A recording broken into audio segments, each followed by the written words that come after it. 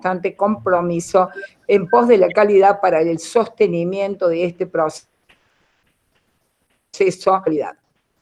Es un honor para mí presidir este acto académico en representación de la Comisión Directiva y el Cuerpo Académico de la Academia de Ciencias Médicas de Córdoba, el cual resulta trascendente para nuestra institución en virtud de la incorporación a la misma de un miembro correspondiente nacional en respuesta a nuestra misión académica de caracterizar y amalgamar las disposiciones reglamentarias establecidas para distinguir y nos faculta para otorgar membresías profesionales, en este caso de miembro correspondiente nacional, a quienes por sus antecedentes académicos y destacada participación docente en investigaciones, contribuciones científicas en el marco profesional nacional e internacional, así lo ameriten, luego de concluido un minucioso proceso de aprobación.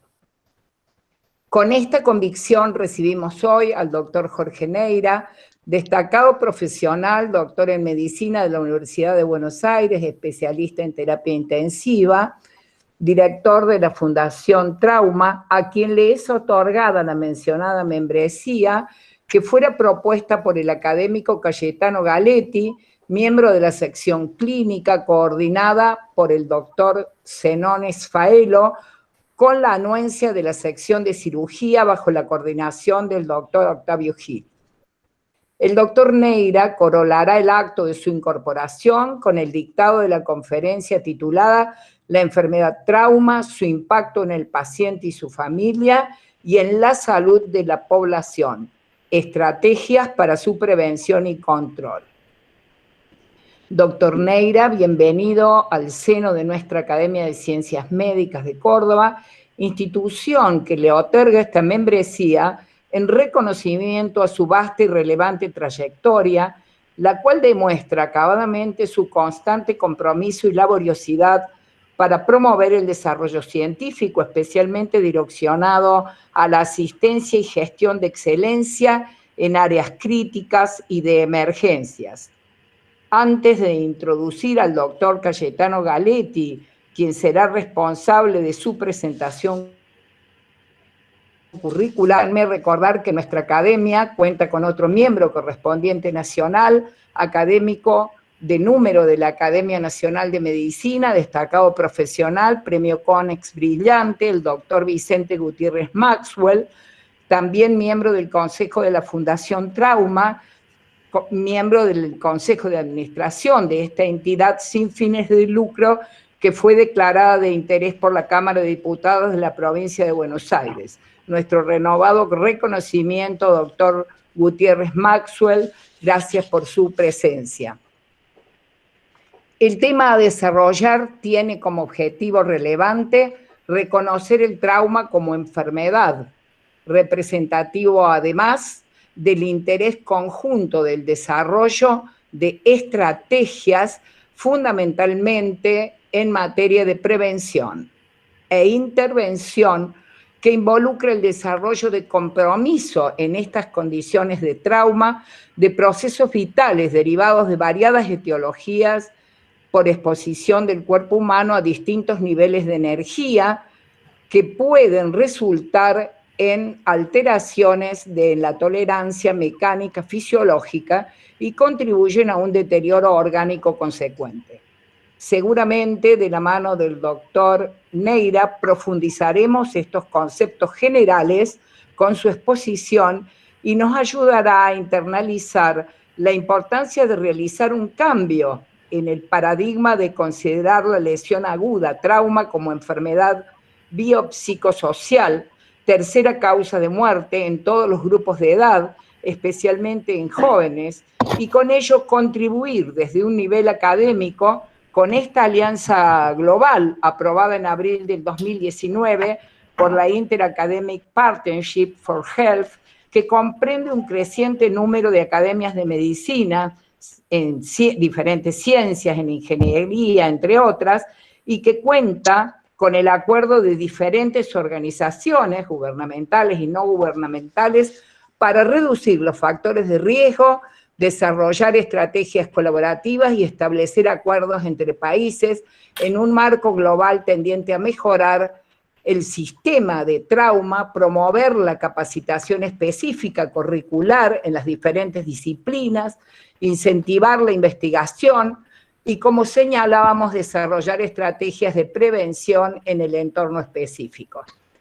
Gracias, doctor Neira, por su generosidad y disposición para ser incorporado a nuestra academia. Invito al doctor Galetti a presentar a nuestro invitado, agradeciéndole su compromiso y participación en este acto. Muy bien, muy buenas tardes. Señor presidente de honor, académico doctor Carlos Rezónico, señora presidente de la Academia de Ciencias Médicas, académica doctora Mirta Miras, señor vicepresidente, académico doctor Bartolomé Allende, señora presidenta de la Sociedad Argentina de Terapia Intensiva Rosa Reina, señores académicos, estimados colegas y público. Antes de la presentación de Jorge, no es necesario renovar nosotros desde nuestra posición un agradecimiento a las autoridades de la academia, particularmente a la doctora Mirta Miras y al doctor Bartolomé Allende.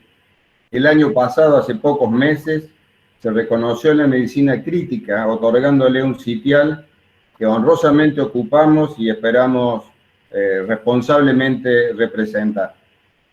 Este año, poquitos meses después, y también por la gestión y agradecimiento personal para él del académico del sitial de cirugía Octavio Gil, nos permite incorporar al primer miembro corresponsal nacional, representante de la especialidad, medicina crítica.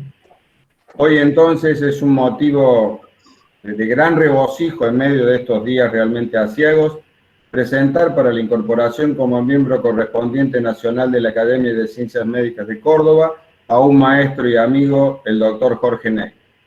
El protocolo, desde luego, exige una lectura de su currículum vitae. Es necesario para el conocimiento y reconocimiento de la academia. Haremos por la extensión del mismo una reseña muy apretada.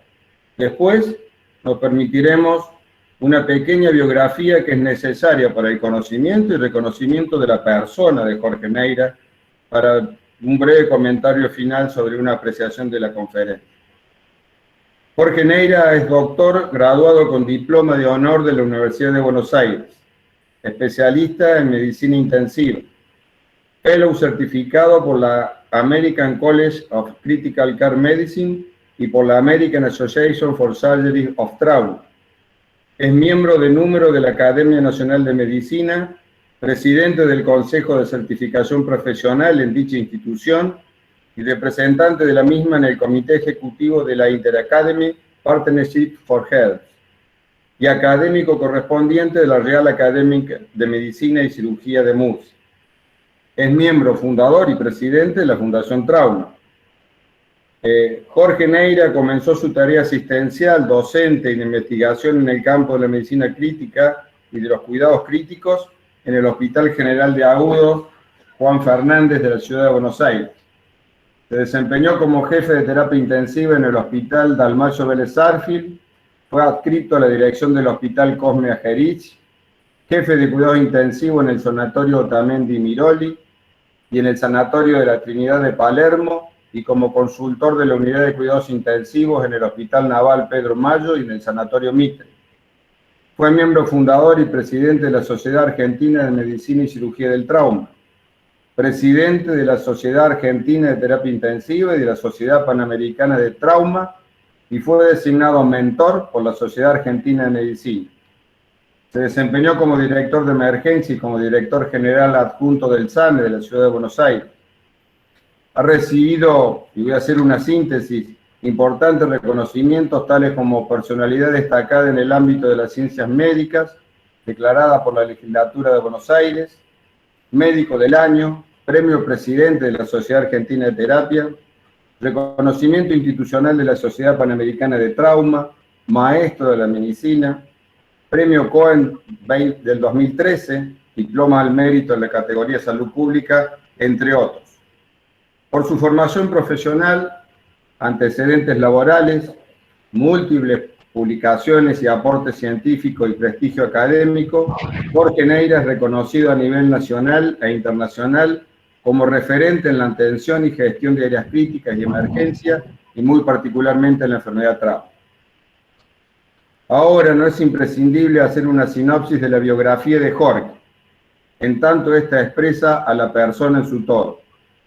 En tanto es reconocer en el académico al ser humano, en el erudito a la persona y en el ilustrado al ser culto.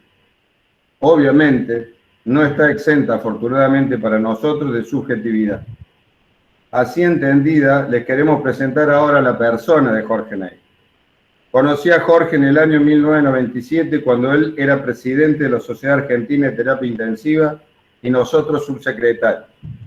Aprendí allí su don de gente y la capacidad de liderar. Años después, y siendo nosotros presidente de la sociedad y estando él a cargo de la Fundación Trauma, con esa misma capacidad, diluimos en minutos dificultades, priorizando las instituciones y particularmente los médicos en formación y los destinatarios finales, los pacientes.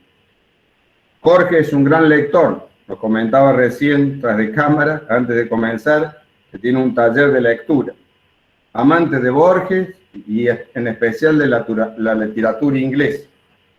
También gusta mucho del estudio de la historia y, como también mencionó recientemente, frecuenta los cafés de la Ciudad de Buenos Aires, frecuentaba, para leer, conversar y debatir sobre escritos y escritores. Tiene sus pasiones. Es fanático del Club Atlético Argentino Junior. Desde los 18 años alienta a su equipo en la cancha del barrio La Paternal y guarda entrañables recuerdos compartiendo la tribuna de ese estadio con su abuelo. Vivió su infancia en el barrio de Constitución y, dada la cercanía, luego de su amor por Argentinos Juniors, se ubica otra pasión que compartimos, como otras muchas cosas, por Boca Juniors. Es el primer médico de la familia. Heredó de sus padres, como siempre dice él, el debe ser. Y recuerda siempre el inicio de su vocación allá por sus 5 años, cuando cada vez que el médico iba a su casa, él se ponía una corbatita y tomaba su maletín para jugar a ser doctor. Tiene 2 hermanos menores, 2 hijos, 4 nietos y Mechi es su compañera de vida. Sus amigos del Colegio Nacional de Buenos Aires lo acompañan desde siempre en el aula y en la vida. Ha tenido muchos maestros a quienes admira profundamente y lo han motivado para ser un trabajador incansable por la salud y el cuidado de las personas. Ha sido y es a su vez maestro de muchos de nosotros y sus discípulos y amigos de la profesión, muchos de ellos ocupando destacados cargos asistenciales y académicos, siempre lo valorizan. En relación finalmente a su conferencia y su tarea docente, decimos que la palabra viva, aunque sea a la distancia, como en este caso, por la capacidad pedagógica, en el caso de Jorge, sigue siendo esencial. Creemos que los libros y las publicaciones científicas, que desde luego no pueden desecharse, vienen inmediatamente después, ya que no pueden superar jamás la aptitud y la influencia del educador que transmite su saber. Tanto lo sufrimos ahora en la pandemia con esa ausencia. Jorge es un auténtico hombre de ciencia, provisto de una fibra humanista que hacen que sus ideas se concreten en acciones generosas y constructivas. Vivimos épocas de inteligencias creadoras en la que tenemos un profundo anhelo de certeza en los conocimientos, fundado en la experiencia y en el razonamiento. El método científico nos muestra cómo se relacionan los hechos entre sí y cómo se condicionan mutuamente. Por tanto, el conocimiento debería mejorar la vida general de las personas en todos sus aspectos. En este punto se centra la conferencia de Jorge Neyra, la enfermedad trauma, su impacto en el paciente y su familia y en la salud de la población, estrategias para su prevención y control.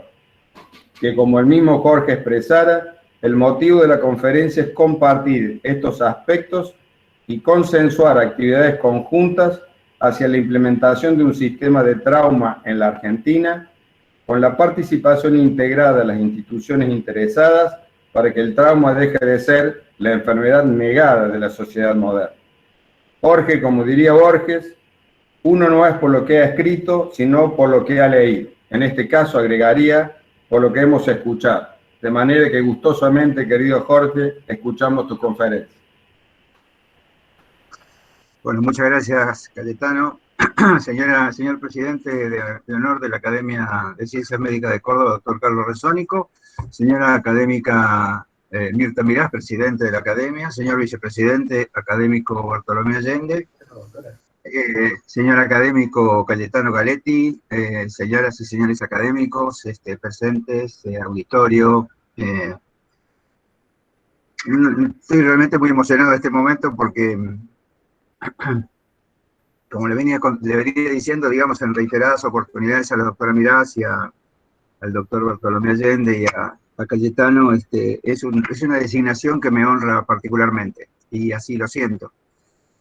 Sobre todo por la jerarquía que tiene desde el punto de vista académico la provincia de Córdoba y lo que desde el punto de vista de la referencia nacional. Por eso para mí es sumamente agradable, es un hito, digamos, muy importante para mi carrera. Con Cayetano, bueno, nos une una amistad de mucho tiempo, creo que eso hace que sus palabras sean más que generosas conmigo, así que muchas gracias, Tano. Bueno, bueno, si me permiten entonces empezamos a compartir la pantalla.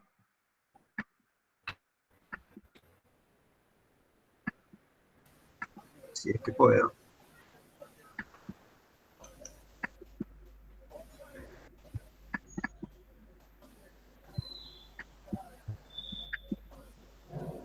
Doctor Neira. Sí. Vamos a presentar. Perfecto. Por una pantalla. Excelente. ¿Todo bien? Bueno, muchísimas Excelente. gracias nuevamente a todos. Gracias a Cayetano, la verdad que te agradezco muy especialmente todo lo que generaste, digamos, para poder permitir mi incorporación. Y gracias, por supuesto, a la académica Mirás por la aceptación, digamos, y al doctor Bartolomé Allende. Creo que las palabras que ustedes dijeron me dan pie justamente para comenzar con el tema de la colaboración, ¿no? Para nosotros el tema de combatir la enfermedad trauma es hacerlo en conjunto y colaborar con las entidades, sumar las entidades, que nos convoquemos todos a una estrategia integradora que nos permita justamente hacer lo que decía Cayetano, de que la enfermedad negada a la sociedad moderna deje de serlo. Sobre todo porque, fíjense que ya hace muchos años, en el año 1997, Susan Baker es una de las epidemiólogos más importantes americanas, fue que dijo que las lesiones agudas eran la primera causa de muerte y una causa mayor de discapacidad en niños y adultos jóvenes. A la clínica Colegiales. Yo digo, pero... Fíjense que esto tiene muchos años, esto es de 1997. En el año 1966, o sea, hace 56 años, se dijo que el trauma era la enfermedad negada a la sociedad moderna. Y a partir de ahí, lo que se ve claramente, y estos son informes de la Organización Mundial de la Salud, es que las lesiones agudas producen la muerte de más de 5 millones de personas por año en el mundo, y sobre todo que esto es el 9% de la mortalidad global, pero lo que tiene importante es que cada muerte tiene decenas de internaciones, centenas de consultas, miles de consultas ambulatorias, y sobre todo una gran proporción de personas que sobrevive o que sufre discapacidades, ya sea temporales o permanentes. Otra cosa interesante es que los países que reemplazaron el término accidente por hechos y lesiones y se enfocaron en la lesión aguda como la enfermedad más integral, inclusiva e indivisa, es lo que tuvieron más impacto, digamos, en lo que significa la reducción de muerte y discapacidad. Sobre todo porque, y este hecho de no interpretarlas como accidentales, por esta previsibilidad y la prevenibilidad, hace que se pueda trabajar sobre ese aspecto para reducir las muertes y la discapacidad. Fíjense que nosotros hablábamos de integral, inclusiva e indivisa, y el problema del trauma es que habitualmente se lo desagrega, y entonces acá ustedes ven, por ejemplo, en el año 2004, el total de causas de muerte, en 9º lugar aparecen las colisiones vehiculares, en 16º lugar los suicidios, y en el 22º los homicidios. Ahora, claro, estas causas desagregadas en el año 2030, o sea, falta poco, faltan solamente 9 años, las lesiones vehiculares van a pasar a ser el 5º lugar, los suicidios suicidios el 12º y los homicidios el 16º. Con lo cual, ya aquí tenemos un impacto importante porque aquí está demostrada una parte de las lesiones no intencionales y las lesiones intencionales determinadas por los suicidios y los homicidios. Entonces, ¿cómo se define el trauma para que uno pueda entender integralmente la situación? El trauma es el daño intencional o no intencional que se produce al organismo cuando se expone a cualquier fuente de energía. Y la energía es la que ustedes ven abajo: mecánica, química, térmica, eléctrica o radiante. O la ausencia de dos elementos esenciales para la vida, como es el calor y el oxígeno. O sea, todas las formas de hipotermia, ya sea localizadas o generalizadas, o todas las formas de asfixia, que pueden ser desde la inhalación de humo hacia otras, el estrangulamiento o el ahogamiento, etc. De tal manera entonces que uno podría definir que prácticamente la clasificación del trauma en intencional, que son los suicidios y otras formas de violencia. Ustedes saben que hay otras formas de violencia. Otras formas de violencia son los actos terroristas, son las guerras, y las lesiones no intencionales, de las cuales las más significativas son las colisiones vehiculares, pero también las caídas, y las lesiones que se producen en los ámbitos laborales, domésticos, recreativos, escolares y deportivos. Así visto, digamos, un 70% de las lesiones a nivel mundial son no intencionales y un 30% son intencionales. Eso es lo que nos motivó, digamos, en el año 2016 a presentar. Hicimos un trabajo primero en la fundación, digamos, tratando de desarrollar el tema y los motivos por los cuales el trauma es una enfermedad. Propusimos en el Interacademy Partnership for Health la propuesta. Se hizo primero en un plenario del comité ejecutivo, el plenario del comité ejecutivo, que estaba en ese momento a cargo de dos personas muy significativas, Detlef Ganter y Dipei Liu. Detlef Ganter es alemán, Dipei Liu es de China. Les pareció interesante, y con el trabajo conjunto entre los secretarios y un grupo de trabajo, lo que pudimos hacer es ir desarrollando, digamos, el statement, la declaración, que finalmente, después de 4 revisiones, de 5 revisiones, 2 del comité de statement y 3 de las referentes del grupo de trabajo, fue aprobado por más de 46 academias, que es más del 50% del total de la Academia de Medicina. Esta declaración, este statement, que está en la página web del Interacademy Partnership, que lo pueden ver aquí arriba, está en inglés y en castellano, fue presentada en el World Health Summit en el mes de abril de 2019, que se hizo en la ciudad de Stish Island, en Irán, y que tuvo, digamos, bastante repercusión a partir de ese momento, y que, bueno, este es uno de los hitos que nosotros queremos compartir con ustedes para que avancemos a partir de una base sólida, que es tener una definición clara de lo que significa la enfermedad trauma. Ustedes conocen bien las metas sustentables del milenio. Sé que está la doctora Rosés, que es una experta, digamos, en el tema.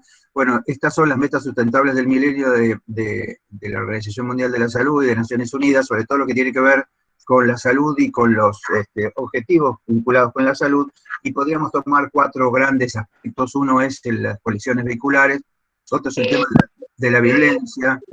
El otro punto son los desastres naturales. Nosotros tenemos una particularidad, que es que creemos que los desastres no son naturales, sino que lo que son naturales son los fenómenos. Por eso hablamos de fenómenos desastres producidos por fenómenos naturales, y sobre todo por este último punto, que es el punto de la capacidad, de generar capacidad estadística, es decir, capacidad para juntar datos. Así que si uno compara, digamos, una enfermedad clásicamente reconocida como el sarampión y el trauma, bueno, ambas tienen un agente etiológico conocido, porque en el caso del sarampión es el virus, y en el caso del trauma es cualquier forma de energía o la ausencia de calor y oxígeno. Tienen signos y síntomas identificables, y ustedes pueden conocer el exantema y el enantema de la enfermedad viral y los 3 catarros, o la fractura de miembros, el traumatismo de abdomen, el traumatismo de cráneo. Y una fisiopatología distintiva y alteraciones anatómicas constantes, como pueden ser la infiltración celular, o puede ser, digamos, el edema, la contusión, la hemorragia y la laceración, y sobre todo que ambas son previsibles y prevenibles, y en este punto me parece sumamente importante considerarlo. Y lo importante de esta enfermedad, digamos, es el impacto, que como bien comentaba la doctora Miraz inicialmente, y después el académico Galetti, este impacto que no solamente tiene que ver, digamos, con la persona, sino que tiene que ver con el impacto social, con el impacto económico y sobre todo con el impacto familiar que muchas veces no están reconocidos. Esto es un gráfico interactivo de Organización Mundial de la Salud, donde se ve a la izquierda todas las causas de muerte en América, digamos, de ambos sexos en el año 2015, y ustedes ven que aparece aquí, digamos, la violencia interpersonal como primer elemento vinculado a la enfermedad trauma, y después las colisiones vehiculares. Ahora, claro, cuando uno toma específicamente el grupo etario entre 15 y 29 años, ustedes ven que esto se invierte y rápidamente la violencia interpersonal aparece como la primera causa, las colisiones vehiculares como segunda y las lesiones autoinfligidas como tercera. Y cuando uno lo hace a nivel global, digamos, a nivel mundial, también cuando uno lo filtra entre 15 y 29 años de edad, uno ve también que las colisiones vehiculares, las lesiones autoinfligidas, la violencia personal, son las tres causas más importantes, y después aparece un poquito más tarde los ahogamientos y la violencia colectiva. Así que esto es importante tener en cuenta que este impacto es el impacto que se pasa a todo el mundo en este sentido, ¿no? Y cuando hablamos de violencia, si tomamos el punto 3, que es salud y bienestar, y dice el 3.4, para lo previsto, digamos, por las metas sustentables del milenio, es que para 2030 es necesario reducir en 1/3 la mortalidad por enfermedades no transmisibles, y con respecto a todo lo que tiene que ver con las instituciones, es reducir significativamente todas las formas de violencia y poner fin al maltrato, la explotación y la trata. Estas son las metas y esta es la realidad. Aquí ustedes tienen, digamos, las tasas de homicidio. Fíjense que África, América y Asia son las que tienen las tasas más altas, pero llamativamente vinculado con la población, aquí se ve la población para hacerlo más comparativo, digamos, la magnitud de la población, como ustedes ven, América es la que tiene la tasa más alta, y eso es porque, si ustedes se fijan en el mapa, los lugares donde la violencia es mayor, donde las tasas son mayores, son varios países americanos, Sudáfrica, como ustedes saben, estos son los de mayor impacto. Y esto es lo que se ve, digamos, la curva actual indica que la meta 16 no se va a alcanzar en el año 2030, o sea que tenemos mucho trabajo por delante para que esta meta llegue, digamos, a ser lo que uno espera. Fíjense que la tasa en varones en las Américas, comparada con nosotros, con los otros continentes, es de casi 10 veces, porque es de 31.2 a 3.6. 31.2 la tasa es en los hombres por 100.000 habitantes, y la tasa en las mujeres de 3.6.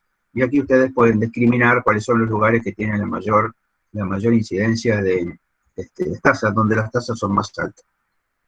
Siguiendo con salud y bienestar, el punto 3.4 es reducir en 1/3 la mortalidad prematura, como decía, y la tasa 3.42 es la disminución de la mortalidad por suicidios. Y aquí se ve que casi 800.000 personas mueren por año por suicidios en el mundo. Y esto es que se producen más de 20 intentos, o sea que si uno tomara los intentos es 1.600.000 intentos por año. Es la segunda causa de muerte entre 15 y 29 años, y es interesante que el 80% de los suicidios ocurren en países de bajos y medianos ingresos. Y cuando uno toma del total de violencia, del total de muertes violentas, 57% tiene que ver con los suicidios, algo que es también previsible y prevenible, y en lo que se puede tratar. Y aquí ustedes tienen también los diferentes lugares, algunos más marcados, digamos, este es Ucrania, y acá hay otros países donde estas tasas son relativamente elevadas. Y esto es América, esos son todos los países, las tasas promedio, la tasa promedio es 10.6 casos por cada 100.000 habitantes, que 7.7 en las mujeres y 13.5 en los hombres, pero cuando uno lo ve para América solo, la tasa es de 10.6 también, bastante parecida, pero en América es 9.8 para ambos sexos, 4.6 y 15.1. Aquí hay casi 4 veces diferente en la incidencia entre hombres y mujeres. Y aquí está la situación de Argentina comparada con el resto de los países de América. Siguiendo con el punto 3.6, que es de reducir la muerte por colisiones vehiculares, y aquí, digamos, aparecen algunas situaciones interesantes en cuanto a las ciudades y comunidades sostenibles, que es el acceso a transportes seguros, accesibles, sostenibles, y sobre todo a la evaluación de la vulnerabilidad, las mujeres, los niños, las personas con discapacidad, los adultos mayores. Y aquí se ve claramente que si uno analiza, son datos de IRTAD. IRTAD es el registro internacional de de lesiones producidas por el tránsito, una base de datos que toma 42 países, y aquí se ve que de esa tasa, digamos, que es comparada con sí mismo, lo que se ve es que las cifras que deberían bajar un 50% y deberían estar en este punto, sin embargo siguen en los puntos superiores porque no ha habido grandes modificaciones. Y esto es sumamente interesante porque si ustedes ven aquí, digamos, el 40% de los vehículos registrados en el mundo se encuentran en los países de altos ingresos, que son los que tienen la tasa más baja. En cambio, los países de bajos y medianos ingresos, que son los que tienen la menor cantidad de vehículos registrados, son los que tienen la tasa más alta. Y lo que es interesante, que de este 1.350.000 personas que fallecen cada año por colisiones vehiculares en el mundo, y que es la primera causa entre 5 y 29 años, el 90% de las muertes se producen en países de bajos y medianos ingresos. Así que, como ustedes ven, claramente es una carga, digamos, a la sociedad que genera las colisiones vehiculares en los países de bajos y medianos ingresos. Aquí tienen ustedes las tasas. En estas tasas, muchas veces lo que uno ve es que los registros no son lo suficientemente estrictos, digamos, en cuanto al dato, y esto hace que las tasas muchas veces no sean tan reales como deberían ser, porque hay mucho dato que se pierde por la falta de incorporación adecuada. Y aquí ustedes ven, esta es la tasa de los países que disminuyeron. Todos estos países que están aquí debajo del cero son los que disminuyeron la tasa de colisiones vehiculares y de muertos por colisiones vehiculares, y ustedes se fijan que aquí, digamos, están todos los países desarrollados. Noruega, Grecia, Lituania, Eslovenia, Irlanda, Dinamarca, Corea del Sur, Bélgica, Suiza, Japón, Portugal, y algunos que le han aumentado, entre los que le han aumentado estamos nosotros. Llamativamente está Suecia, esto lo hablábamos el otro día en la reunión en la fundación, porque probablemente Suecia es uno de los países que ha tenido el mayor desarrollo en cuanto a la prevención en colisiones vehiculares, y esto debe ser que partiendo de un número muy bajo, lo subieron un poco y no siguieron bajando, porque a veces es muy difícil continuar bajando esos datos. Pero esto me parece casi más significativo. Como ustedes ven, cuando uno analiza los datos desde el año 2000 hasta el 2019, casi todos los países tienen una tendencia a la baja. Si casi todos los países han logrado disminuir la mortalidad por colisiones vehiculares. Esta es nuestra situación. Nuestra situación es que en estos años no teníamos datos, que tuvimos datos que no se modificaron mucho, que dejamos de tener datos. La Agencia de Seguridad Vial empezó a funcionar en el año 2008. Empezamos casi juntos porque, si bien nosotros empezamos el registro en el año 2010, empezamos a formar la sociedad, la fundación, en el año 2008. Así que cuando empezamos a trabajar, teníamos mucha similaridad con la Agencia de Seguridad Vial y teníamos estos datos. Ustedes ven que hay un espacio, digamos, donde estos datos vuelven a desaparecer, y cuando aparecen tienen prácticamente la misma tendencia, es la tendencia de estabilidad y no de descenso. Así que esto tiene que ver básicamente con la importancia del dato y de tener datos como para poder compararse. En cuanto al impacto económico, lo que es interesante tener en cuenta es que cada vez que se produce un hecho, el paciente habitualmente es transportado a un centro hospitalario, él o los pacientes. El paciente llega a una institución, de esta institución puede ser que puede tener varias alternativas. La primera es que pueda irse a reintegrarse a la sociedad, a su trabajo y a su familia, y después que quede con alguna discapacidad o que fallezca. Y esto es interesante porque cuando uno tiene que analizar los costos con respecto al trauma, los costos del trauma se asocian a lo que se llama la teoría del iceberg. Y la teoría del iceberg es que solamente se ve el 30% del volumen del iceberg, ¿no? Y entonces lo que se ve del iceberg, que es lo que está arriba, con respecto a los costos, esto tiene que ver con la atención médica, cuánto cuesta la atención del paciente, cuánto cuestan los seguros del paciente, a veces cuánto cuesta el daño a la propiedad, pero lo que no se ve es todo esto que está aquí abajo, que son los costos indirectos, que tienen que ver con dos situaciones muy particulares. Una es la pérdida de la capacidad productiva y otra la atención de la discapacidad. La pérdida de la capacidad productiva porque la persona deja de producir, deja de trabajar, porque se muere o porque se discapacita. Y además, si se discapacita, ¿cuánto cuesta la atención de su discapacidad? Por eso la forma de medirlo es con lo que se llaman los años de vida ajustados por discapacidad, que se llaman ABAD en castellano o DALY en inglés, que es Disability Adjusted Life Years, y lo que hacen es medir, digamos, el impacto, digamos, de una determinada enfermedad o lesión. Y un ABAD o un DALY equivale a un año de vida saludable perdido. Entonces, cuando uno construye, digamos, tanto las las pérdidas de la capacidad productiva como las pérdidas por la discapacidad, en realidad lo que hace es sumar los pacientes que fallecen, que se vinculan con la expectativa de vida, cuál es la expectativa y a qué edad fallecen, y los daños por discapacidad, que es de la expectativa hasta el momento en que fallece, ajustado por el tiempo que tuvo la discapacidad. Esto nos permite empezar a trabajar sobre los valores de costos, ¿no? Y entonces fíjense que aquí aparece que los países de bajo desarrollo, o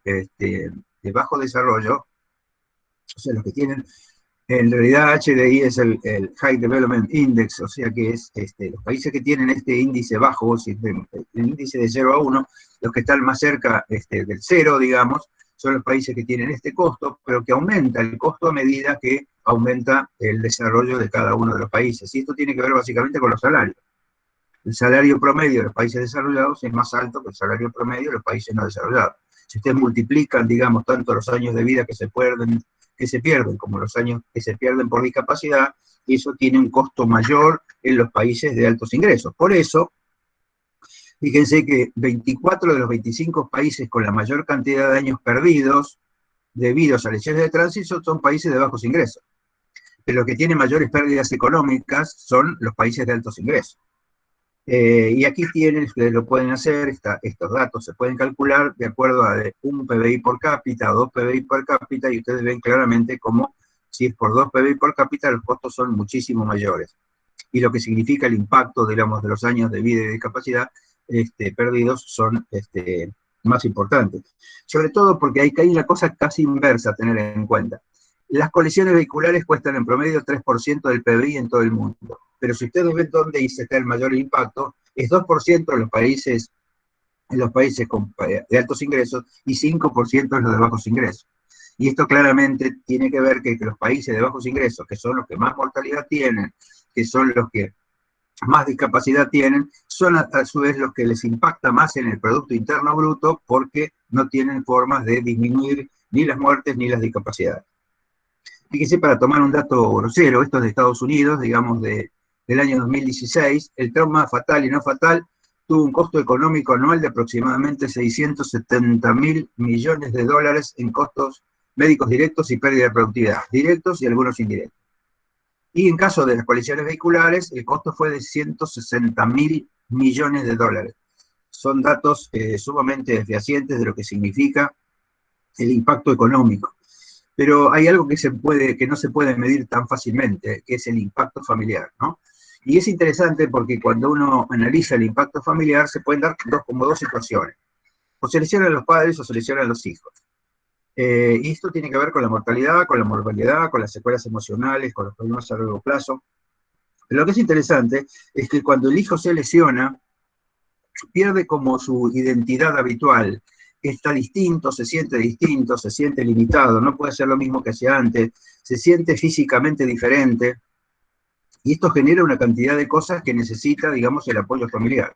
Pero cuando el que está lesionado es el padre, uno de los padres, y el otro padre tiene que hacerse cargo y tomar la figura materna y la figura paterna simultáneamente, tiene que ocuparse además del niño que siente que esa persona que lo llevaba al colegio ya no lo lleva más, que no sabe cuándo va a volver, que no sabe si lo va a poder acompañar a sus juegos, y esto también tiene un impacto sumamente importante. Y esto tiene que ver con que el sistema tiene que ocuparse, digamos, de esta carga familiar, ya sea a través de la capacitación de los equipos para trabajar con la familia, de la integración de los sistemas laborales con los de salud, que los sistemas laborales entiendan las necesidades que tiene un familiar. Y sobre todo con el tema de darle licencias y ocuparse de algunas cosas para que esa persona pueda seguir construyendo su familia como lo estaba haciendo.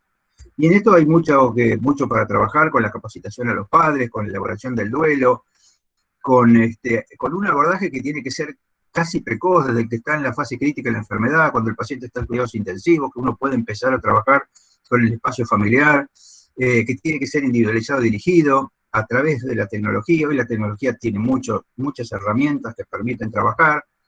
Sobre todo considerar a los niños como actores activos durante el proceso, porque así como el niño puede ayudar en la recuperación de sus padres, también necesitan un desarrollo específico para su propia resiliencia, ¿no? Y sobre todo el contacto con asociaciones de familiares de víctimas.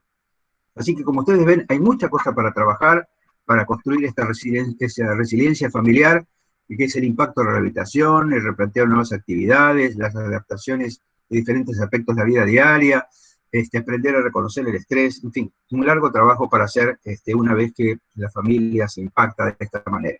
Entonces, ¿cómo es el abordaje de toda esta patología? Bueno, ustedes saben que la Organización Mundial de la Salud tiene un grupo de desarrollo que se llama Global Alliance for the Care of the Injured, que para nosotros en nuestro lenguaje es el GACI, que lo que hace es tratar de minimizar la carga del trauma, desarrollar los sistemas de trauma y definir un paquete mínimo de datos. ¿Cuáles son los datos mínimos que hay que compartir para poder tomar estrategias de intervención a partir de los datos?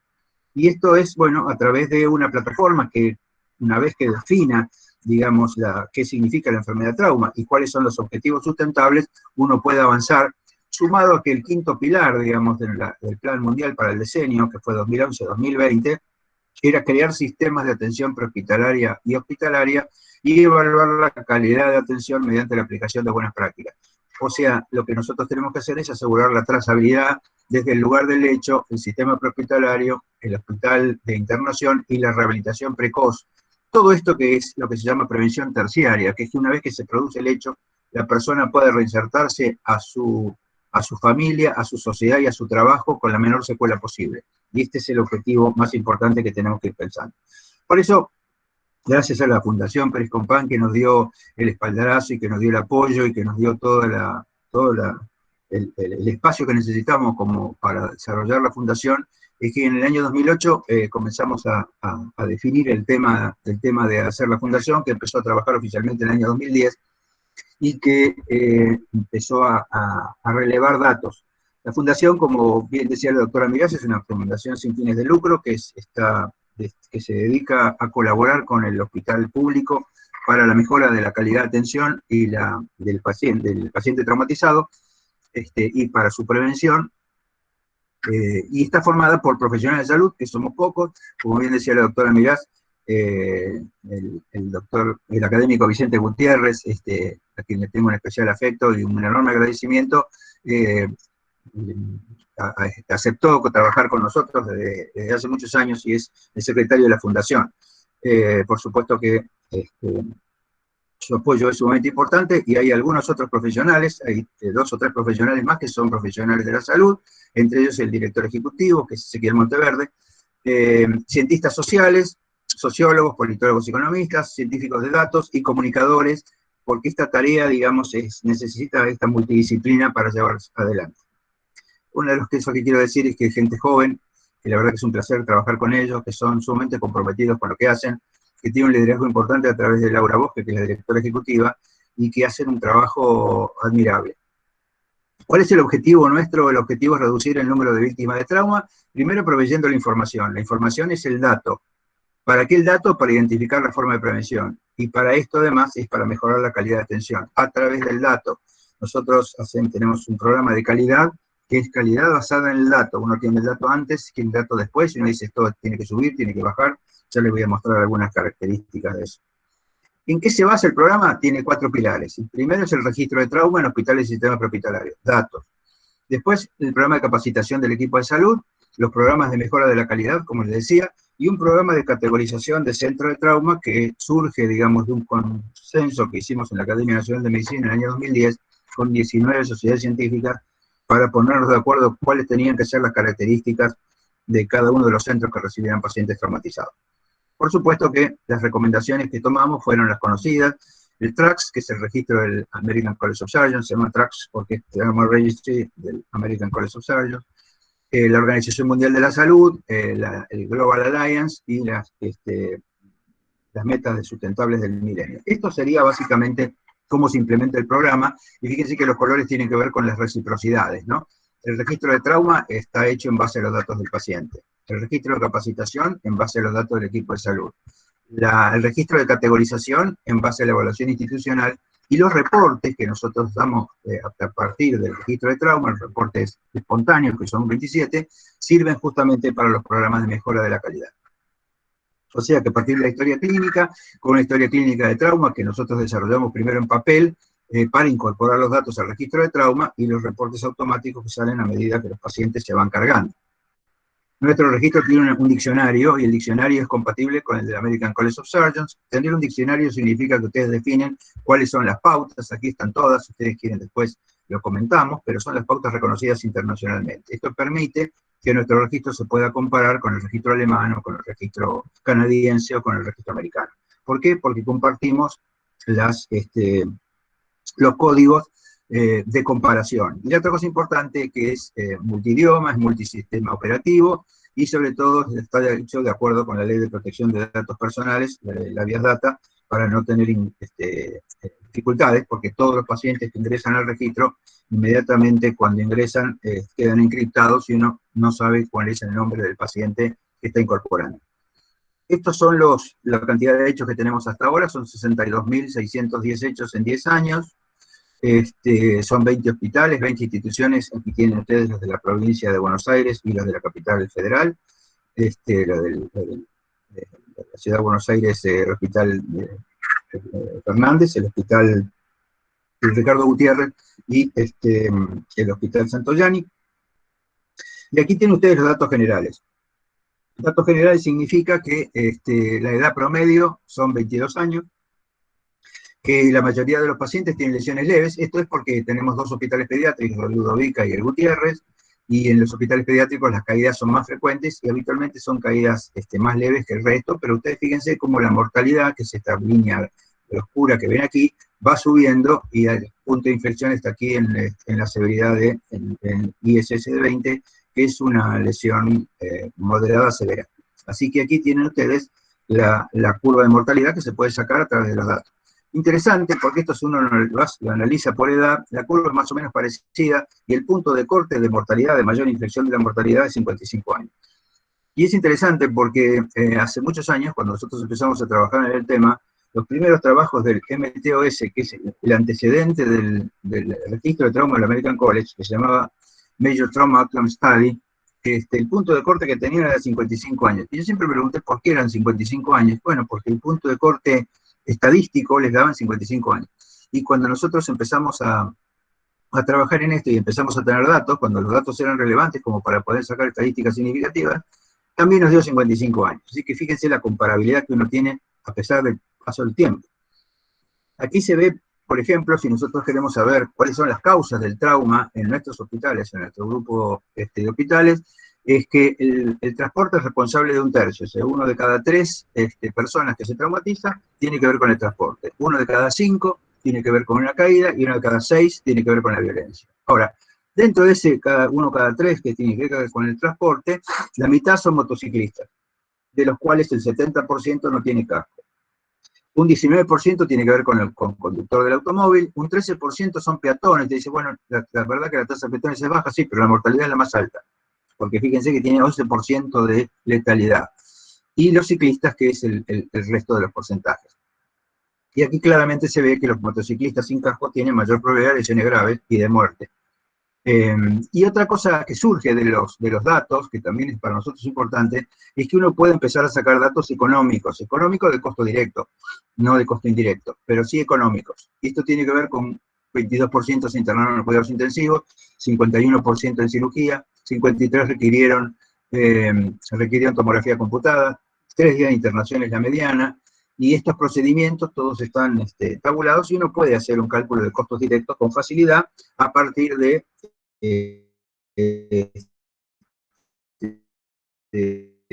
los procedimientos que se hacen con el paciente, que nos permiten llegar a algunas conclusiones. La otra cosa importante es lo que se llama el desempeño ajustado por riesgo, es decir, la mortalidad ajustada por riesgo. Ustedes ven aquí estos redondeles, que son los promedios de mortalidad de cada uno de los hospitales. Nosotros, obviamente, cuando mandamos la información a los hospitales, jamás les ponemos el nombre del hospital para no generar diferencias entre ellos. Nadie sabe quién es, excepto el que lo recibe, que sí lo recibe con nombre y apellido y sabe cómo es el universo. Pero aquí se ve que hay hospitales que tienen una mortalidad que está en 1 y otros que tienen en 0,9. Y esto es justamente al revés, ¿no? Porque aquí lo que se hace es tomar los sobrevivientes observados sobre los esperados. Entonces, cuando este número es menor a 1, significa que la mortalidad es más alta o la sobrevida es más baja. Quiere decir que estos pacientes tienen la sobrevida esperada y estos pacientes tienen menos sobrevida que la esperada, ¿no? Aquí ustedes pueden hacer, digamos, el punto de comparación entre este que es 1, y el resto que tiene un poco menos. Y aquí es donde uno puede trabajar. Claro, ustedes me van a decir, bueno, pero los desvíos estándar son diferentes. En realidad, estos son los únicos que tienen los desvíos estándar, todos por debajo de 1. Aquí es donde uno tiene que trabajar más.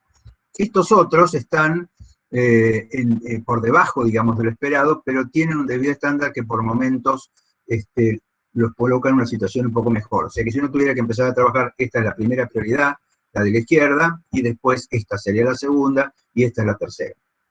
Pero fíjense la importancia que tiene este tema de saber cuál es la sobrevida esperada, y eso se hace a través de los datos, porque para sacar la sobrevida esperada, lo que se llama la probabilidad de sobrevida, uno tiene que tener los datos fisiológicos de ingreso del paciente, los datos anatómicos de ingreso del paciente y la edad. Y con eso uno puede saber cuál es la esperada, la sobrevida esperada, digamos, de cada paciente cuando ingresa. Uno hace después la sumatoria de todas las sobrevidas esperadas y lo divide por divide las sobrevidas observadas por las sobrevidas esperadas, y eso le da este valor que nos permite saber cuál es el desempeño. ¿Qué pasó durante la pandemia? Como ustedes ven, durante la pandemia las cifras bajaron, no mucho, pero bajaron, digamos, y el que bajó fundamentalmente fue el transporte. Y usted va a decir, bueno, claro, pero este está vinculado a la cuarentena. Y dice, sí, exactamente.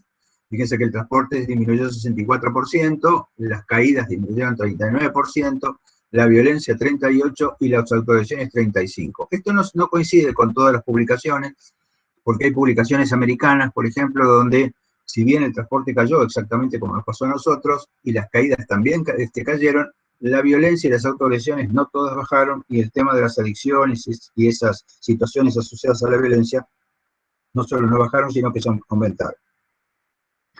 Bueno, esta es una media que se hizo en 14 hospitales en cuanto a costos, y el costo, digamos, 71% del costo, digamos, estaba en pacientes de 24 años, este es el desvío estándar, y el 29% en los de 19, en las mujeres de 19 años, hombres y mujeres, y aquí están los hechos del total de hechos, 32% tenían que ver con las colisiones vehiculares, 23% con las caídas y 16% con la violencia.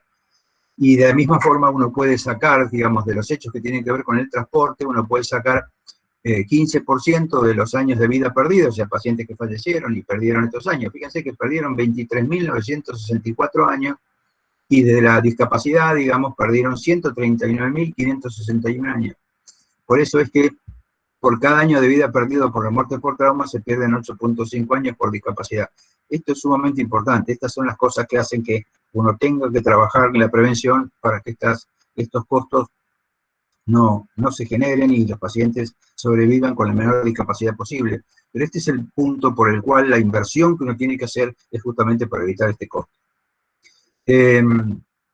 Otro dato importante que nosotros tenemos un porcentaje de pacientes que tienen más de 60 años, y de esos, algunos tienen fractura de cadera. Hay una gran discusión, digamos, en el registro de traumas si la fractura de cadera tiene que formar parte del registro de trauma o ser un registro de trauma separado.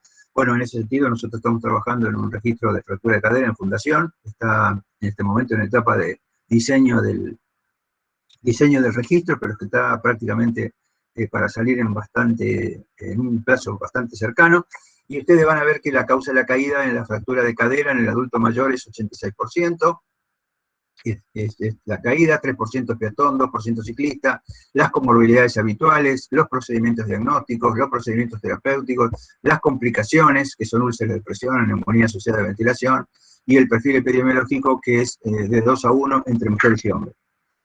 Esto es simplemente para ver que en este registro, que no estaba destinado a ser un registro de trauma, ya tenemos alguna información que nos permite avanzar de la misma forma. Y lo que les decía con respecto a los programas de calidad, es que si ustedes tienen datos antes y después, nosotros hemos visto, digamos, desde que empezó el programa, que las muertes prevenibles, muerte prevenible es aquella muerte que se produce y que no se debería haber producido si se hubiera actuado correctamente. Nosotros hacemos ese análisis en base justamente a todos los datos del registro. De hecho, toda la selección del paciente se hace a través del registro, y nosotros hemos visto que las muertes prevenibles disminuyeron de 65% a 24%. Te voy a decir, es un es un descenso muy importante, sí, pero nosotros estamos todavía en un 25% de mortalidad prevenible cuando las tasas aceptables están entre 2 y 4%. Así que esto significa que estamos en el buen camino, pero también significa que tenemos que seguir trabajando para que los datos sean adecuados. Entonces, el otro punto del registro es cómo podemos participar desde el sistema de trauma, desde la implementación del sistema de trauma, y cómo podemos contribuir con otras instituciones. Primero, con información para diversos sectores. Y la información para diversos sectores surge a partir del registro de trauma. Y estos sectores podrán trabajar, digamos, con esta información. Por ejemplo, nosotros con georreferenciación podemos saber cuál es el tipo de lesiones que se produce en el ámbito geográfico de una ciudad, porque nos permite saber, digamos, el punto donde se produjo la lesión, dónde estaba situado el hecho, cuánto tardó la ambulancia en llegar, cuánto tardaron en pedirlo. Todo eso forma parte, digamos, de la georreferencia que se hace con mucha facilidad y que permite tomar decisiones estratégicas basadas en los datos. Y después las contribuciones a los gobiernos, a las políticas públicas, como hemos hecho, digamos, justamente con los gobiernos nacionales y algunos gobiernos provinciales, con los hospitales y sistemas de emergencia para la mejor atención, y la comunidad, sobre todo, para la disminución de las secuelas y las muertes prevenibles. Nosotros tenemos, además, un grupo de trabajo en la Fundación que se dedica a la formación de cuidadores de pacientes traumatizados, que tiene una importante relevancia. Tenemos vínculo con la ciudad de Buenos Aires en ese aspecto, y nos parece que también esto facilita, digamos, el abordaje comunitario. ¿Cuál es nuestra expectativa? Bueno, la expectativa es la escalabilidad, ¿no? Estos 10 años de experiencia, digamos, nos sirven como para plantear un sistema nacional de trauma, y hasta ahora, digamos, del año 2010 al 2020, incorporamos 2 provincias, la provincia de Buenos Aires y la ciudad autónoma, pero nuestra expectativa es que a partir de este año, la calidad académica y científica que tiene la provincia de Córdoba con respecto a este aspecto, y sobre todo por la capacidad, digamos, de la posibilidad de implementación de un sistema de trauma en el corto plazo. Y después, en un segundo aspecto, Mendoza y Chubut también son candidatos, digamos, para incorporarse. ¿Cuál sería la expectativa? Tomar 90 instituciones de salud. Cuando nosotros decimos esto, dice, pero no hay que hacer 90 hospitales. No, por supuesto, los hospitales ya están. Lo que nosotros proponemos es tomar los hospitales de referencia, adultos y pediátricos de cada provincia y sus sistemas de referencia, y a través de esos hospitales que ya están funcionando, generar sistemas de atención al paciente traumatizado que trabajen en red y sobre todo basados en los datos. Si me permiten, para ir cerrando, como conclusiones, digamos, tenemos un diagnóstico. El diagnóstico es el grave problema de salud que impacta en múltiples sectores. Esta es una enfermedad previsible y prevenible y por lo tanto no es accidental. Implica grandes inversiones solo para reparar el daño. Estamos reparando el daño cuando en realidad deberíamos estar previniendo el daño, podríamos estar trabajando, digamos, en la previsión y en la prevención de la enfermedad. El sufrimiento de las personas afectadas y sus entornos, que es muy grande y que muchas veces pasa desapercibido. Y el abordaje sería, primero, jerarquizar el trauma como enfermedad y posicionarlo en la agenda pública, como bien decía mi querido Cayetano, que es hacer que la enfermedad negada de la enfermedad moderna, de la sociedad moderna, deje de serlo. Organizar el sistema de atención en base a información de calidad, que todos compartamos los datos con la misma calidad y que podamos discutir en base a estrategias de intervención basadas en los datos. Diseñar políticas públicas basadas en estos datos, no solamente las estrategias de intervención, sino además las políticas públicas, implementar las estrategias de prevención y articulación intersectorial y trabajo en red. Si ustedes me permiten, yo quisiera leerles una cita, o comentarles una cita de Anatole France. Anatole France se llamaba Anatole François Thibault, que es conocido como Anatole France y fue Premio Nobel de Literatura en 1921. Y Anatole France decía: para lograr grandes cosas no solo tenemos que actuar, sino también soñar. No solo planificarlas, sino también creer. Y entonces los invito justamente a que trabajemos juntos por una red para salvar vidas, porque tengamos el sueño de armar un sistema de atención del paciente traumatizado que no solamente le disminuya sus consecuencias, sino sobre todo evite que se enferme. Me parece que va a ser un enorme honor y un placer para nosotros poder contar con la colaboración de la Academia de Ciencias Médicas de Córdoba y todas las instituciones de Córdoba que son tan destacadas en la atención de la salud. Muchísimas gracias para todos.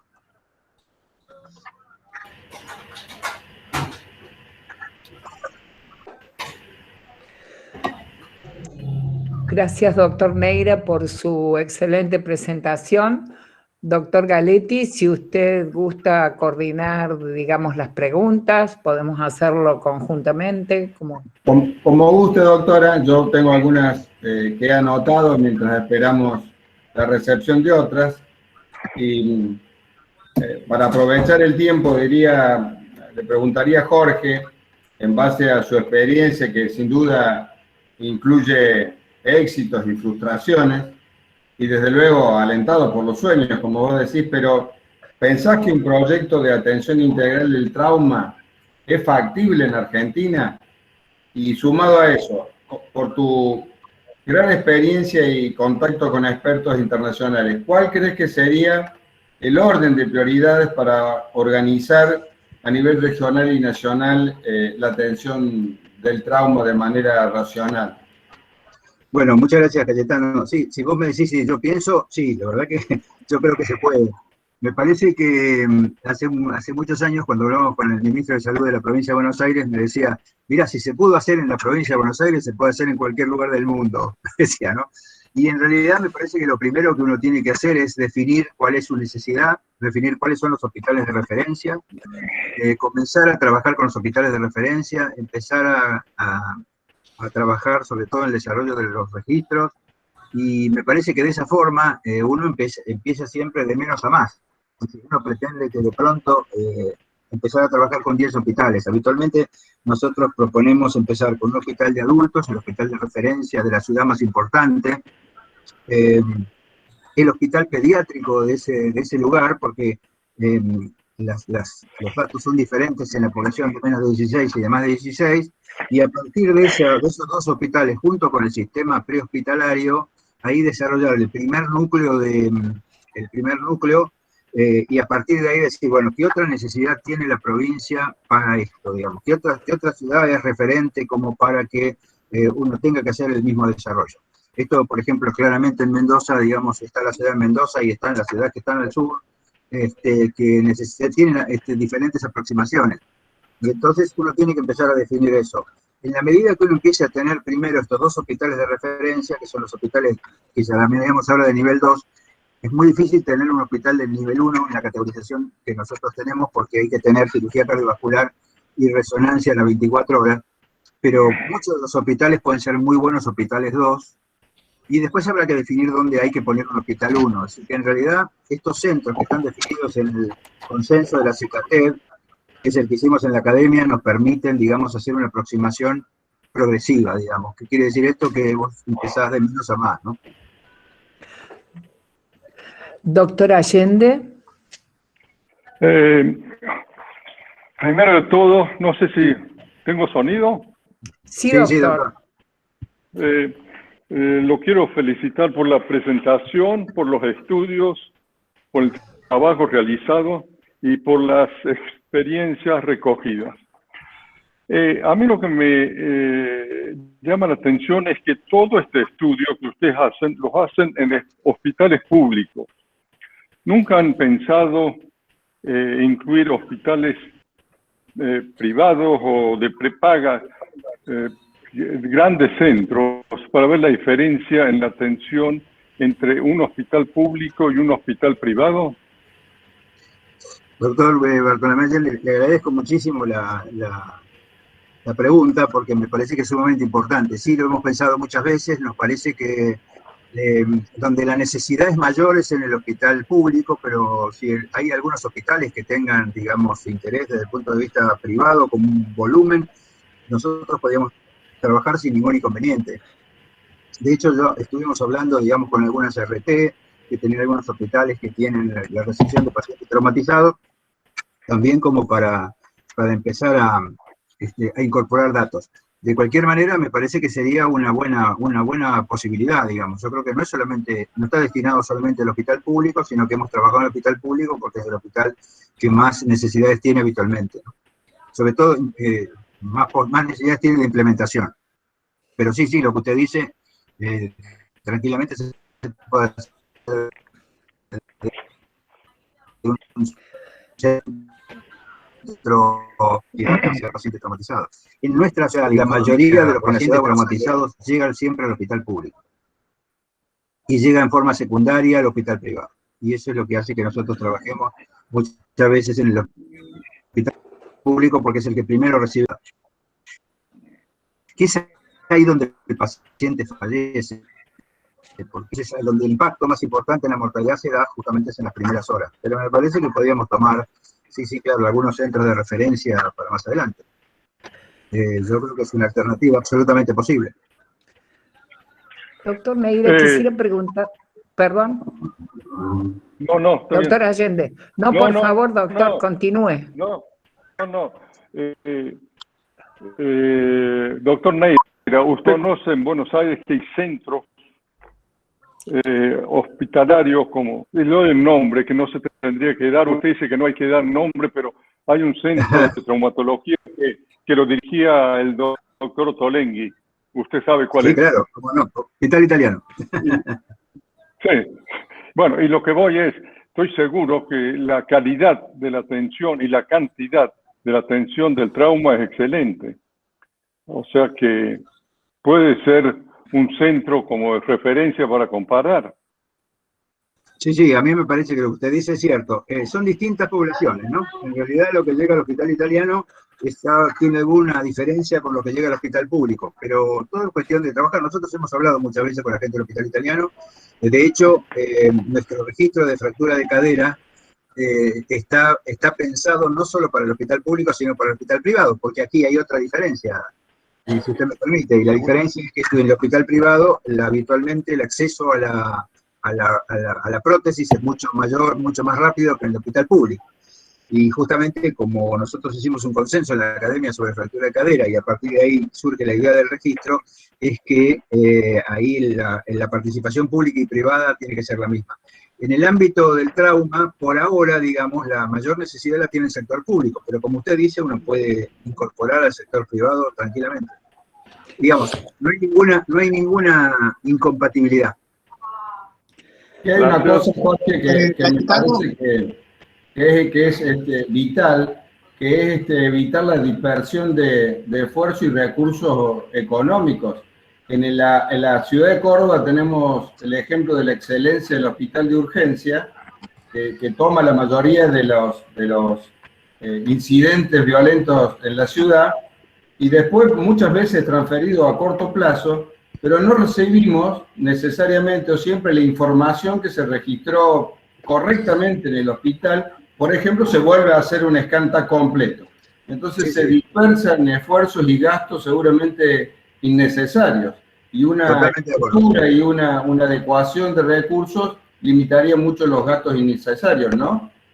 Exactamente. Yo creo que hoy, digamos, con el tema de la tecnología, digamos, repetir un estudio tomográfico, justamente estamos trabajando en la academia ahora en un curso sobre radioprotección para, digamos, sensibilizar a la gente acerca del uso indebido de la radiación, y esto de repetir 2 o 3 veces la tomografía en el mismo paciente, porque uno no está seguro si se le hicieron, me parece que es un tema, además del costo, ¿no? Yo creo que el tema de tener buena información y de compartir la información, eso achica la necesidad, porque hoy, digamos, los estudios se pueden transferir electrónicamente. Me parece que se puede trabajar en forma mucho más fácil si uno cuenta con datos adecuados. Y esto, digamos, es lo mismo que el sistema prehospitalario. Supónganse ustedes que estudian un sistema prehospitalario que tuviera información en tiempo real, también eso le facilitaría mucho las cosas. Gracias, doctor. Tenemos 2 preguntas. Primero el doctor Rolando Gimbernat, por favor, y luego la doctora Marta Lac.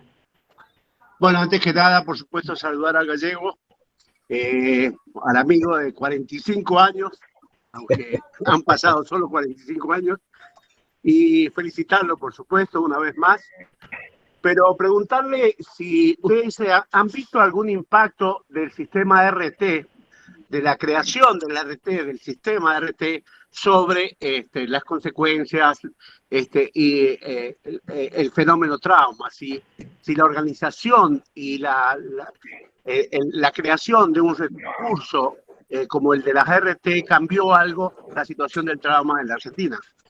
Sí, es una buena pregunta, Rolly. Estoy hablando con algunos lugares donde se internan pacientes de RT, y en realidad, evidentemente, para el paciente que tiene un RT, pero esos son los pacientes que tienen un trabajo remunerado que es un pequeño porcentaje de la población argentina.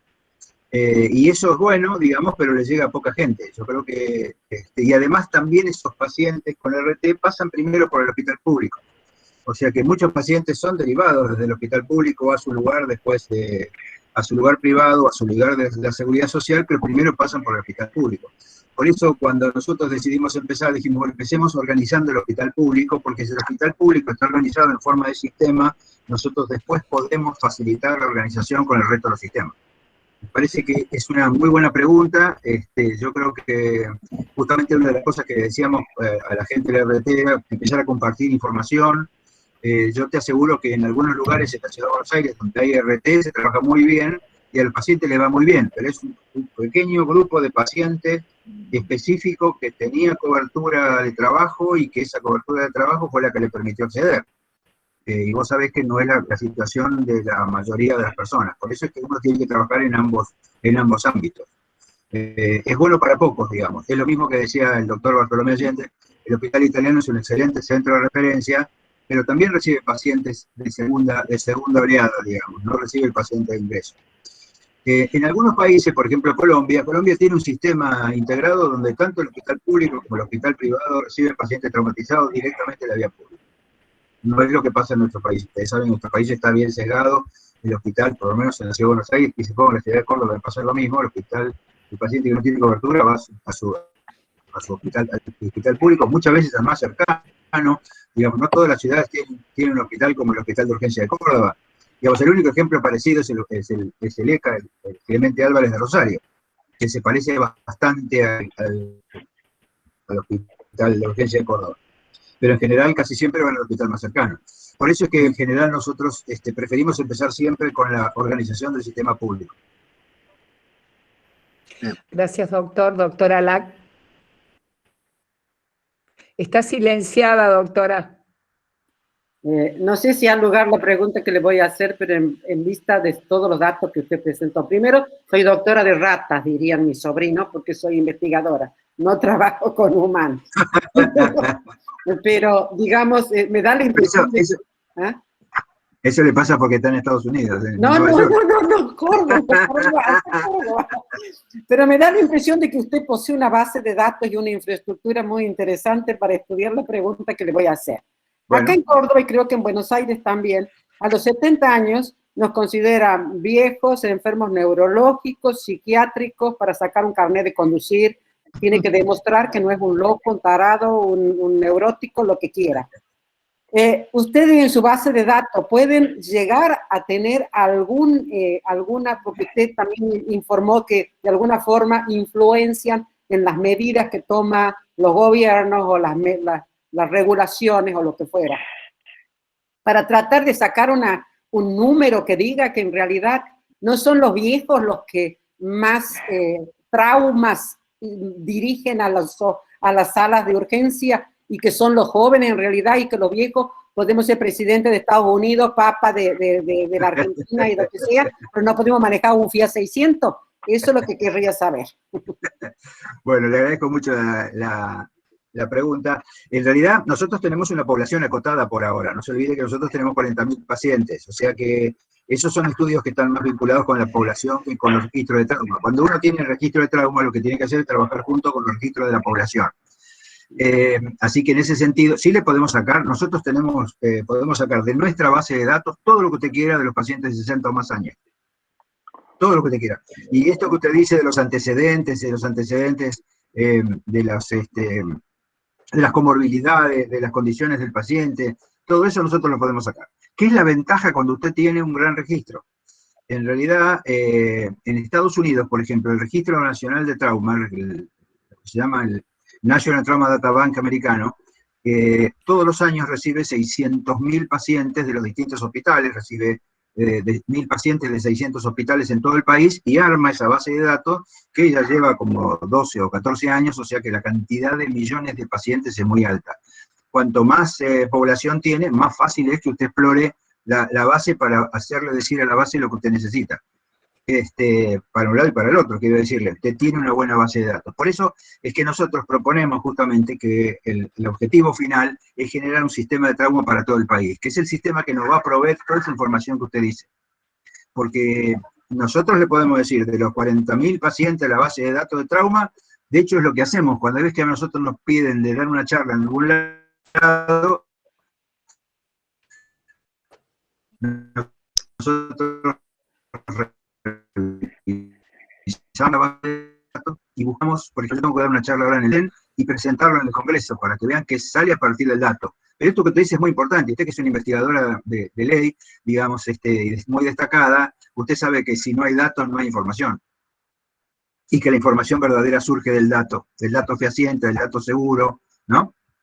Del dato prospectivo, porque de alguna manera el dato del registro es un dato prospectivo, porque usted lo va cargando prospectivamente. Aunque usted lo analice retrospectivamente, usted lo que hace es, el dato lo incorpora prospectivamente, con lo cual eso le da valor, ¿no?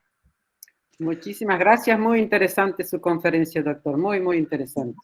Gracias a usted, doctora. Una pregunta, doctor Neira. En relación a lo que usted señaló muy bien en materia de prevención terciaria, actualmente una serie de perspectivas más profundas, transformadoras, que ayudan al paciente a reparar estas heridas emocionales que usted señaló muy bien, que representan un tema muy importante tanto para la sociedad, porque fundamentalmente para la familia, provocadas por el hecho traumático.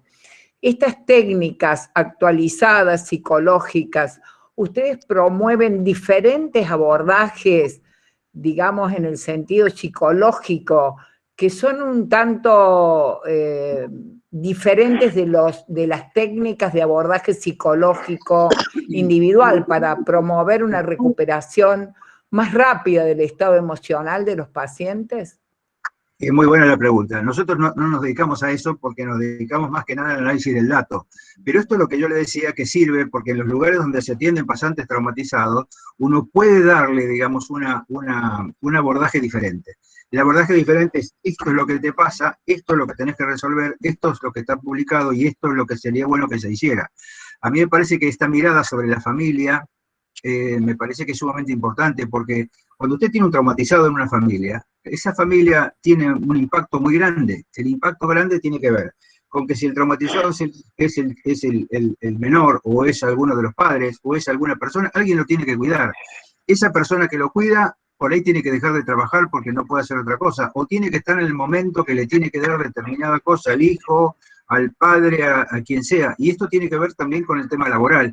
Entonces, hay muchos abordajes que hay que tener en cuenta. El abordaje no es solamente el abordaje desde el punto de vista médico, sino que a nosotros el registro lo que nos permite es ver cuál es la población vulnerable. ¿Qué le pasa a esa población? Esa población, ¿qué grado de vulnerabilidad tiene cuando sale y qué cosas necesita? Y entonces ahí, como usted bien dice, ahí se puede empezar a trabajar, digamos, multidisciplinariamente sobre un abordaje que tenga que ver con todas estas cosas. Fíjense que no es una sola cosa, no es de salud, es de educación, es de trabajo, hay muchas cosas involucradas, porque la escuela tiene que entender que el chico tiene alguna dificultad, que el padre no lo puede llevar, que si el padre no lo puede llevar es porque trabaja. Entonces, bueno, hay mucha publicación sobre esto y me parece que es una buena aproximación hacerlo a partir de reconocer a la población vulnerable. Lo que nosotros le proponemos a la gente con el dato es cómo identificar, cómo hacerla visible a la población vulnerable. Tenemos dos preguntas, la doctora Perla Panque y luego la doctora Rosa Reina. Doctora Panque. ¿Cómo estás, Perla? ¿Cómo estás, Doc? Felicitaciones por la conferencia. Me encantaría que vos estés a cargo de mi hospital porque te divertirías mucho porque hago exactamente eso que vos querés hacer, pero a una escala grande en pacientes, pero muy pobre tecnológicamente. Desde el 2012 estoy a cargo del 107, del Departamento de Emergencia, y desde este año del Departamento de Clínica Médica del Hospital de Urgencia. Cada año, a pulmón y cada historia clínica, revisamos las historias clínicas y revisamos la curva de mortalidad y los ingresos de pacientes. Y donde tenemos mayor impacto, que es traumatismo cráneoencefálico, sangrado crítico, coagulopatía y control de daño, es donde ajustamos protocolos para tratar de bajar la mortalidad en lo que nosotros sabemos hacer. Pero el problema es que la tecnología no es nada de lo que vos decís. La realidad nuestra está lejos de todo eso. Entonces, desde el vamos para buscar la curva de mortalidad y buscar el libro y buscar cada una de las historias clínicas a tener una base de datos, estamos lejos y nos cuesta mucho. Aún así, y a pulmón, lo hacemos. Desde el 2014 al 2018, vos estuviste presente en el trabajo que presentamos en el Congreso, revisamos 152.000 historias clínicas con enfermedad trauma. De esos, revisamos años por año la mortalidad ajustando protocolos. Y así bajamos la mortalidad. Detalle, cuando pasamos un paciente a un RT o a una parte privada, siempre hacemos el resumen escrito de historia clínica y por CD copiamos todos los estudios para que no los tengan que repetir. Cosa que por ahí le compran los médicos del hospital porque no hay CD en el hospital para mandar los estudios. O sea, todo es mucho más complicado del sueño que uno lee en la literatura. Esa es la verdad. El angiógrafo no anda, entonces las arteriografías para poder embolizar una pelvis y salvarle la vida para que no se desangre, lo hacemos en un seriógrafo.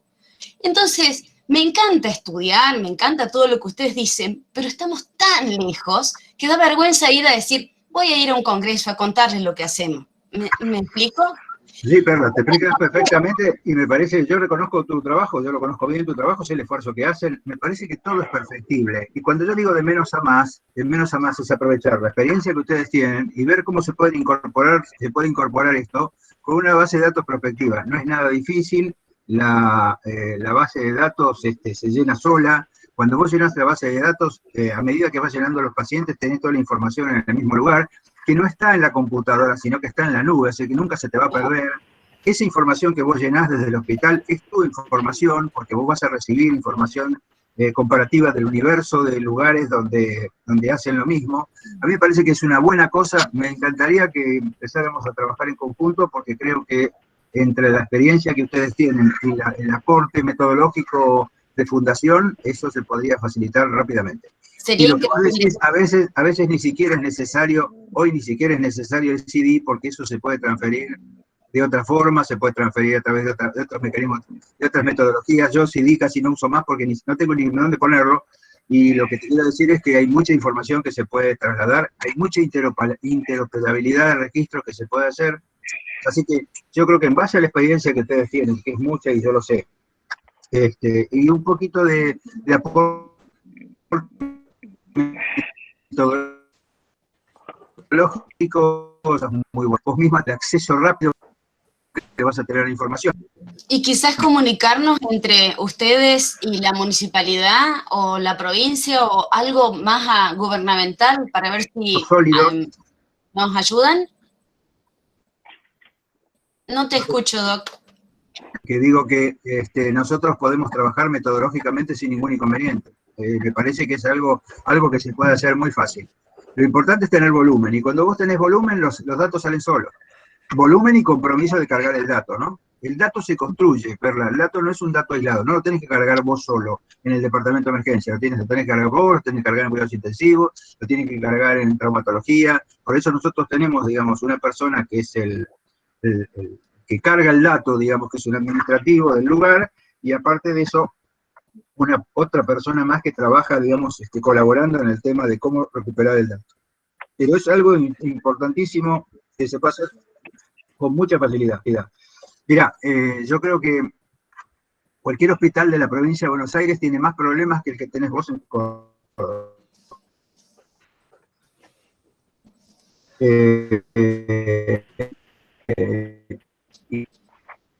Y me parece que esto, para que veas que no es un tema top, cuando me decía Académico Allende, ¿por qué lo hacemos en el hospital público? Porque es el hospital público el que tiene más. Pero yo creo que podemos aprovechar la experiencia que ustedes tienen y trabajar en conjunto muy fácilmente. Doctora Reina, última pregunta por razones de tiempo. Doctora Reina, por favor. Bueno, Jorge, felicitaciones. La verdad que cada vez que te escucho disfruto muchísimo. Y siempre la generación es esto, ¿no? El Estado, el hospital público, como vos decís, los politraumatizados, estos pacientes van a los hospitales públicos, al Estado, al Estado público, le significa muchísimo una inversión de dinero, una internación prolongadísima, que eso también va en detrimento porque esas camas poco se mueven. Y fallamos un montón en lo que es la prevención, que por el motivo que fuere, no se logra todavía con todos estos números que son categóricos, importantes, no se logra mejorar la prevención. Y un poco tomando lo que dijo la doctora Mirás, después hay que ser vulnerable, porque ya no hablamos que damos de alta a personas sanas, sino que damos de alta a vulnerables, con dificultades horribles para la inserción en su vida y con todo eso lo que les lleva. También el Estado los abandona. O sea, en el Estado público no tenemos ni bien desarrollado con estos datos tan importantes lo que es la prevención y tampoco el tratar a estos pacientes en el post-alta, a estos pacientes vulnerables. Entonces, ¿qué estrategia te parece que se puede hacer? Porque cada vez son más los pacientes vulnerables que no se pueden reintegrar y quedan solos. Absolutamente sí, Rosa, solos. Gracias. Tal cual. Te agradezco mucho la pregunta. Bueno, yo le quería decir a Perla que Rosa, además de ser la presidenta de la Sociedad Argentina de Terapia Intensiva, estuvo en uno de los primeros hospitales que se incorporó al programa Trauma en la provincia de Buenos Aires. O sea que ella te puede, lo mismo que vos le decías, Rosa lo ha vivido, ¿no?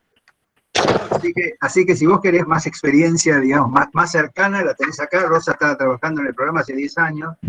Así que tiene una experiencia bastante importante en este tema. Y con respecto a lo que decís vos y la doctora Mirás, que a mí me parece que es muy interesante el punto, es de qué manera nosotros podemos, desde el registro y la identificación de estos pacientes vulnerables, como ustedes decían, acá nosotros necesitamos la academia en el sentido amplio, ¿no? Que es la Academia de Ciencias Médicas, la Academia de Universidad, la Academia Sociedad Científica, para decirle al Estado, digamos, que es el que este Estado, digamos, que no provee lo necesario, de la importancia de proveerlo. Fíjate que cuando uno habla en términos de costos, esos costos son evitables. Con todas esas cosas los costos son evitables. Si uno trata bien a un paciente, el costo de reinternación disminuye. Si lo rehabilita como corresponde, el costo de atención del paciente disminuye. Y esto me parece que tiene que ver justamente, por eso es que una vez que se desarrolla el sistema, cuando la academia, digamos, está atrás de lo que se recomienda, me parece que eso tiene un valor mayor. Por eso para mí es como yo le decía a la académica, mira, es un honor y un placer, digamos, este reconocimiento, porque nos permite saber que vamos a poder colaborar con alguien más en esta tarea. Y esta tarea es la de hacer evidente lo que pasa, digamos, mostrar lo que pasa. Acá me están diciendo, Perla, me están diciendo de la fundación que quieren hablar con vos. Así que va a ser un placer. Muchas gracias. No sé si te contesté, Rosa, me parece que este es el punto. El punto es cómo la Sociedad Argentina de Terapia Intensiva, la Academia de Ciencias Médicas de Córdoba, la Academia Nacional de Medicina, estas son las entidades que tienen que decir, mirá lo que pasa. Esto tiene que ver con que la falta de abordaje de estos pacientes vulnerables. Esto que dice Rosa, de que el paciente sale vulnerable, obviamente sale más vulnerable que antes, y algunos mucho más. Entonces, ¿cómo se puede avanzar, digamos, en esto? Me parece que es poniéndolos adelante, haciéndolos visibles, visibilizándolos.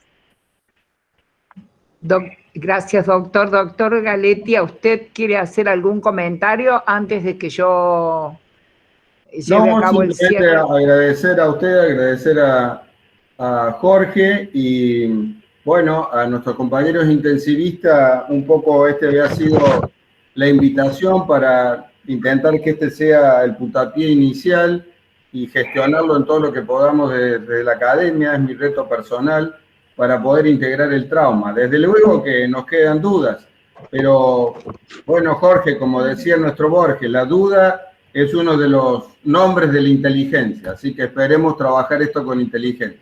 Un abrazo grande y muchas gracias. Muchas gracias a todos, gracias a todos. Gracias, doctor Galetti. Bueno, hemos finalizado esta hermosísima reunión, este acto académico.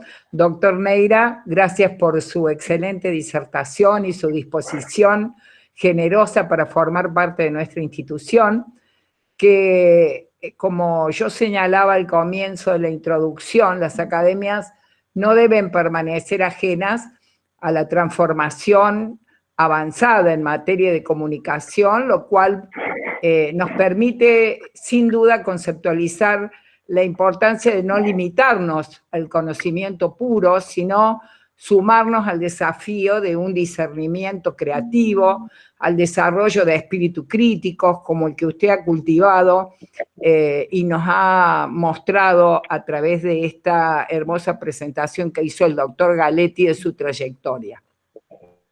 Destaco en esto la importancia y el rol de la participación activa de expertos como usted en materia de prevención del riesgo y en la elaboración de programas educativos que permitan y posibiliten la construcción, sin duda, de una sociedad más participativa y responsable, tan necesaria en este momento. Doctor Neira, le reitero mis felicitaciones y nuestras colaboradoras van a mostrar el diploma de manera virtual, por lo cual le pedimos disculpas, que lo acredita como miembro correspondiente nacional de nuestra institución. Muy orgullosos de que usted se integre a la misma. Gracias, doctor Neira, y aplaudimos su incorporación.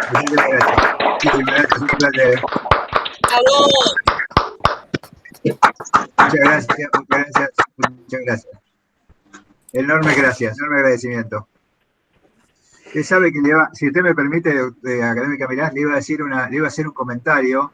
Entre las personas asistentes estuvo un amigo personal que está por cumplir 102 años, que es el académico Fortunato Benaim, ¿no? Que es también un visionario, alguien que se ha dedicado, que nunca ha dejado de hacer lo que hacía, y para mí siempre fue un ejemplo de perseverancia. Y yo creo que la perseverancia y el trabajo en equipo es lo que genera resultados que le sirvan a la gente. Así que en ese sentido, muchísimas gracias. Estoy muy, muy agradecido y muy honrado por la designación. Gracias, doctor Benaim, por su participación. Así es que, bueno, culminando este acto, agradecemos la presencia de todos ustedes y esperamos encontrarnos en nuestra próxima actividad que está prevista. Es muy interesante, un tema que vamos a abordar todos los aspectos neurobiológicos de la adicción a drogas, que estará a cargo de la doctora Cancela, quien se va a incorporar a un sitial como sitial de número de nuestra academia de neurociencias. Así que, bueno, están todos invitados. Buenas noches y que estén todos muy bien. Bueno, muchísimas gracias a todos. Buenas noches. Buenas noches.